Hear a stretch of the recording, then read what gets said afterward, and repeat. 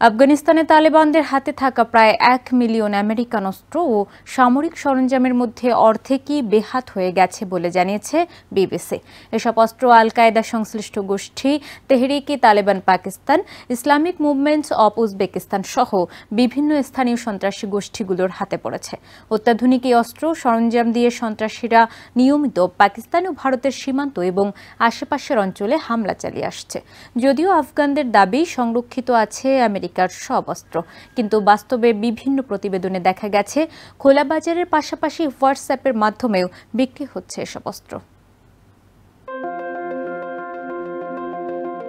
2021 সালে আফগানিস্তান থেকে আমেরিকায় সেনা প্রত্যাহারের সময় বিপুল পরিমাণ অস্ত্র ও সরঞ্জামাদি ফেলে যায় আমেরিকা। এরপর ক্ষমতায় এসে তালেবান সরকার এসব অস্ত্রের দখল নিলেও তাদের হাতে থাকা প্রায় 1 মিলিয়ন আমেরিকান অস্ত্র ও সামরিক সরঞ্জামের অর্ধেকের বেশি এখন বেহাত হয়ে গেছে বলে জানিয়েছে ব্রিটিশ সংবাদ মাধ্যম বিবিসি। এদিকে এসব অত্যাধুনিক অস্ত্র স্থানীয় সন্ত্রাসীদের কাছে ছড়িয়ে পড়ায় গোটা অঞ্চল নিরাপত্তার হুমকিতে পড়েছে। M16 রাইফেল, PVS-49 ভিশন ও থার্মাল অপটিক্স সহ উন্নত প্রযুক্তির আমেরিকান সামরিক সরঞ্জাম এখন পাকিস্তানের সীমান্তবর্তী অঞ্চলে হামলায় ব্যবহৃত হচ্ছে। গত 11 মার্চ বেলুচিস্তানের বোলানে জাফর এক্সপ্রেসে জঙ্গি হামলার ঘটনায় ব্যবহৃত রাইফেলগুলো আমেরিকার তৈরি ছিল বলেও নিশ্চিত করেছে পাকিস্তানি কর্তৃপক্ষ। হামলার তদন্তে 2টি রাইফেলের সিরিয়াল নম্বরের সূত্র ধরে জানা গেছে এগুলো আমেরিকার সামরিক মজুদ থেকে ফেলে যাওয়া অস্ত্রের অংশ। শুধু পাকিস্তান নয়, ভারতেও পাওয়া গেছে আফগানিস্তানের কাছে থাকা আমেরিকান অস্ত্র।